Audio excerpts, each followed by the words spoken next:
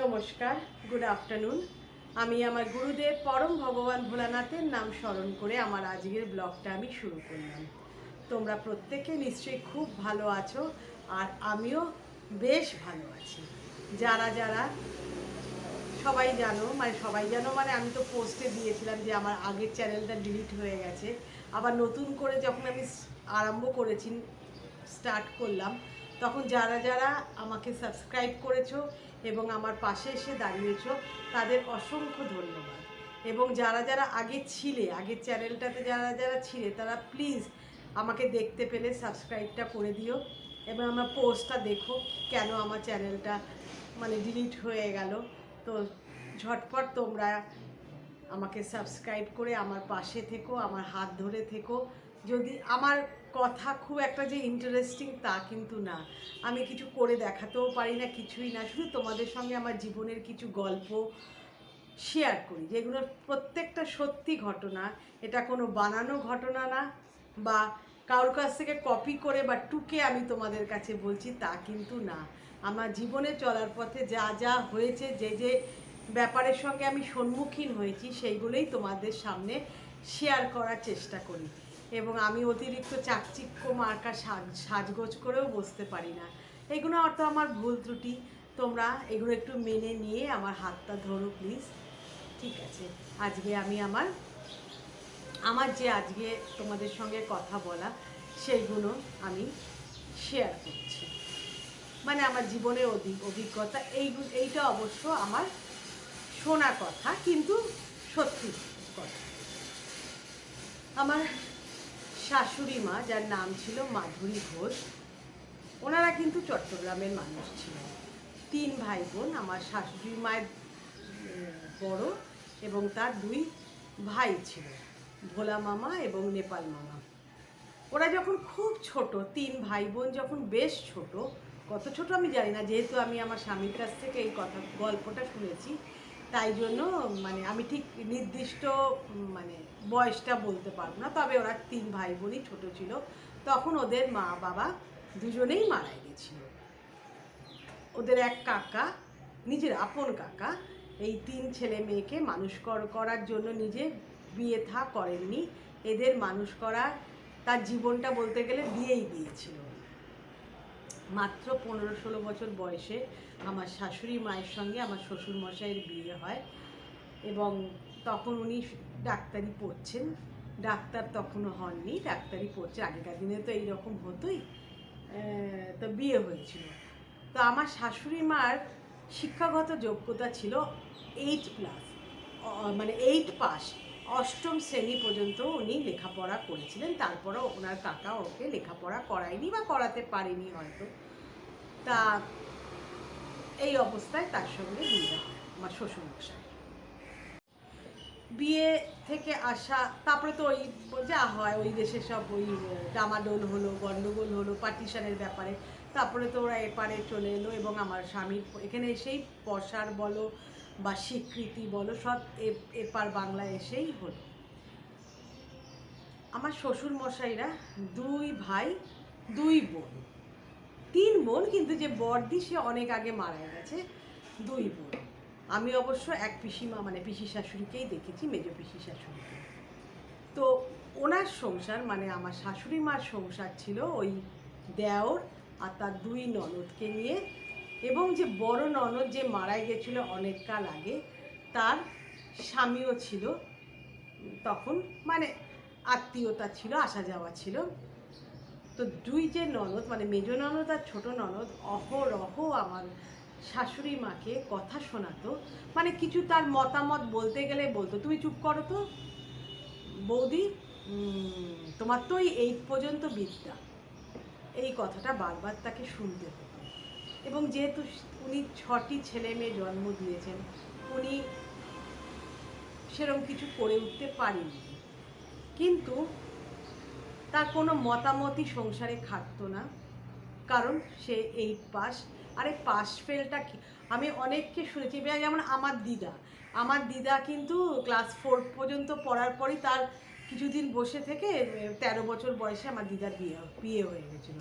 কিন্তু আমার দিদার যে সংসার ধরে রাখার ক্ষমতা এবং কি খাতে কি মানে হিসেব নিকেশ, খরচা হবে, খাই খরচা, ছেলে মেয়েদের মানুষ করার খরচা, দাদুর যা খরচা, দাদু যেহেতু মানে মায়ের বাবা যেহেতু প্রফেসর ছিলেন বা পরবর্তীকালে চারুচন্দ্র কলেজে প্রিন্সিপাল ছিলেন, মানে হিসেব করে করে চলতো, মানে বিচক্ষণ মহিলা ছিলেন। তার মানে পাশ ফেলটা কোনো ব্যাপার না সেখানে। কিন্তু আমার শাশুড়ি মাকে অহরহ এটা শুনতে হতো এবং তাকে কোনো পাত্তাই দেওয়া হতো না, তার কোনো মতামত ছিল না।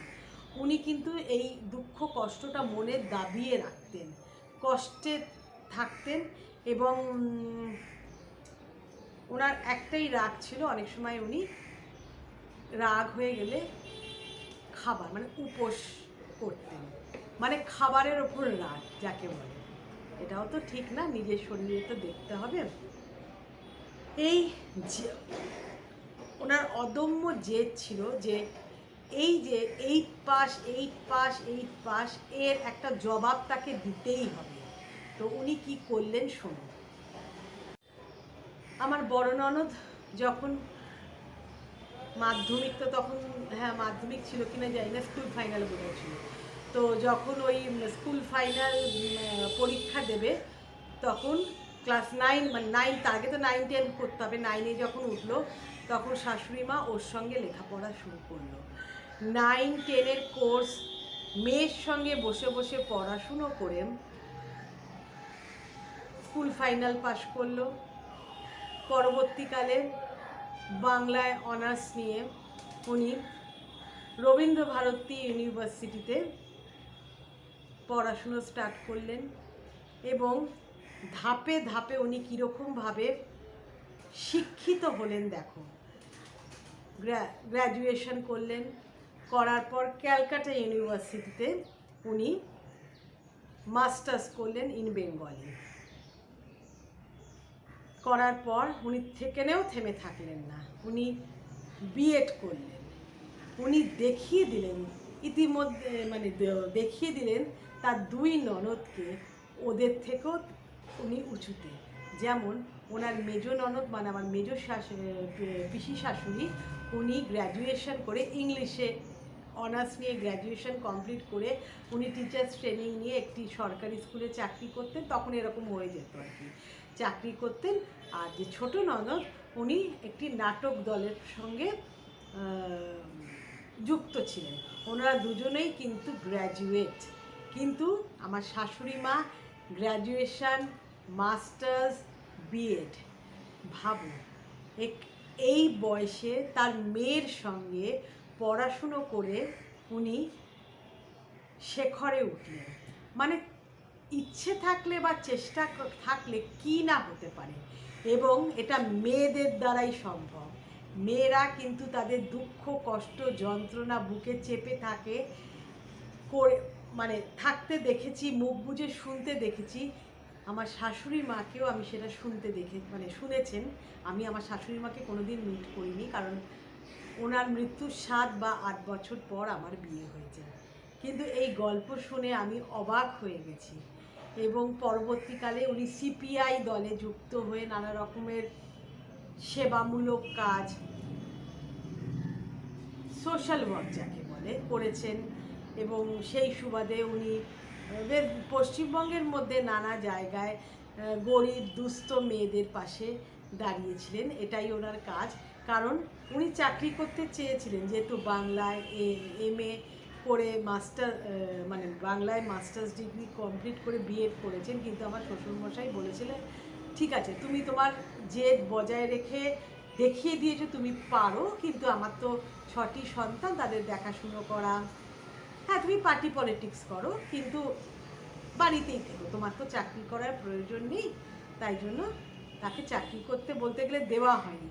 আমার অদম্য বিশ্বাস আছে, মানে এখন তো উনি নেই, উনি যদি চাকরি করতেন উনি কিন্তু কলেজেও পড়াতে পারতেন।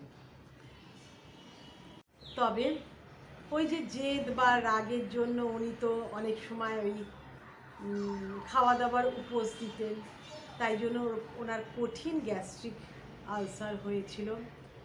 উনি মাত্র 52 বছর বয়সে মারা যান। 1 বছর উনি তীব্র কষ্ট পেয়েছিলেন, জ্বালা যন্ত্রণা ভোগ করতে হয়েছিল। এবং এর পেছনে আরেকটিও গল্প আছে, মানে ওনার খাদ্যনালীটি শুকিয়ে গেছিল, যে কারণে উনি পূর্ণভাবে আহার করতে পারতেন না, মানে ভরপেট খেতে পারতেন না। কারণ ফুড পাইপ দিয়েই তো খাবারটা ঢোকে, সেটা লিকুইড বা গলা ভাতটাকে গলিয়ে পাতলা ঝোল দিয়ে মেখে 1 চামচ খাইয়ে 8 ঘন্টা বসতে হতো, তবে ওটা ওনার ভেতরে যেত।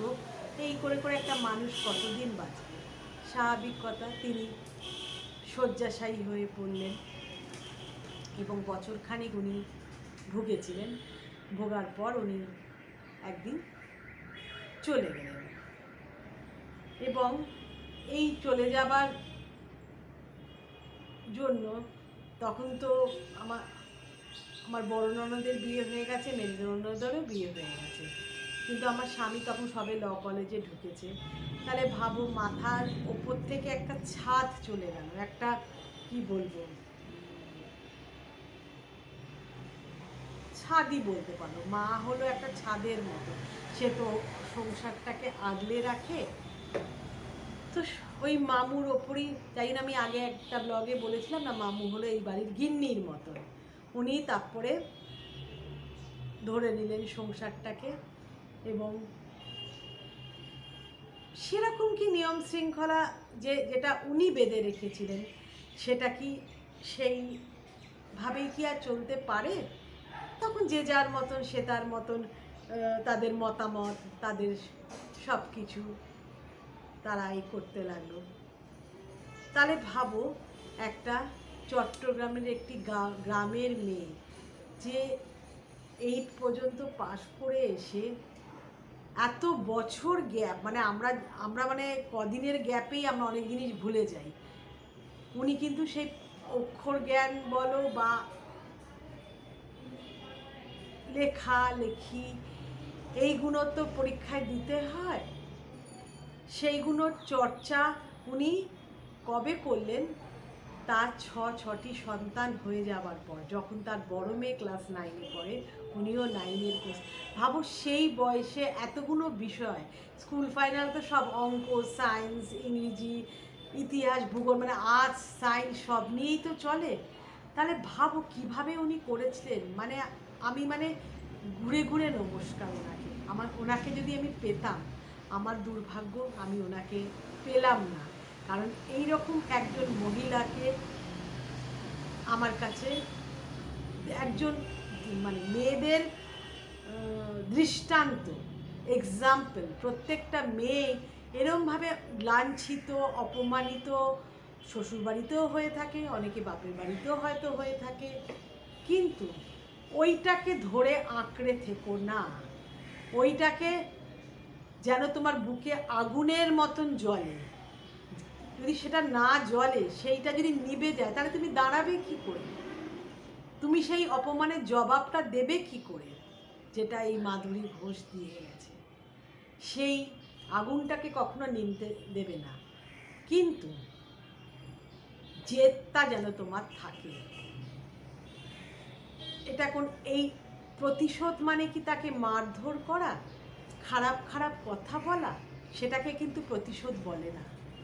নেওয়া মানে তুমি কিছু করে দেখাও, যাতে তোমার অপোজিট যে অপোনেন্ট পার্টি বা যে তোমাকে নিত্য অপমান করে চলেছে, তুমি যেদিনকে তোমার মাটি শক্ত করে ফেলবে। এবং শিক্ষার মতো বড় হাতিয়ার কিন্তু কিচ্ছু হয় না, শিক্ষাই হলো মেন হাতিয়ার। এবং সেই শিক্ষাকে তোমরা যদি হাতিয়ার করে তোমাদের মাটি শক্ত করতে পারো, তাহলে যারা তোমাকে অপমানিত করেছে, যারা তোমাকে বাঁচার অধিকারটা কেড়ে নেবার চেষ্টা করেছে, মানে সুস্থভাবে বাঁচার অধিকারটা, তাদের উচিত জবাব দেওয়া হলো। একটা গালে চড় মারলে বা তাকে মানসিকভাবে অত্যাচার করলেই প্রতিশোধ নেওয়া হয় না। প্রতিশোধ নিজেকে করে দেখানো, সেই শেখরে ওঠাটাকেই বলা হয় প্রতিশোধ। তো আমার এই শাশুড়ি মার এই স্ট্রাগল, 6টা সন্তানকে সে জন্ম দেবার পরও সে যে কী করে নিজের পায়ে দাঁড়ালো, লেখাপড়া শিখলো,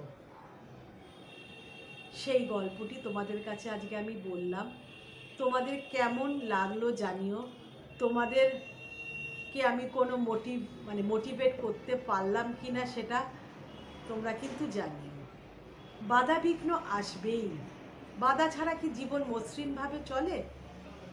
সেই বাধাটাকে তোমরা হাডল রেসের মতন টপকে যেতে হবে, তবেই তুমি দিনের শেষে বা জীবনের শেষ প্রান্তে এসে হাসতে পারবে।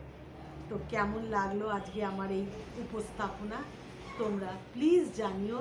তোমাদের কমেন্টের মাধ্যমে আমি উত্তর দেব।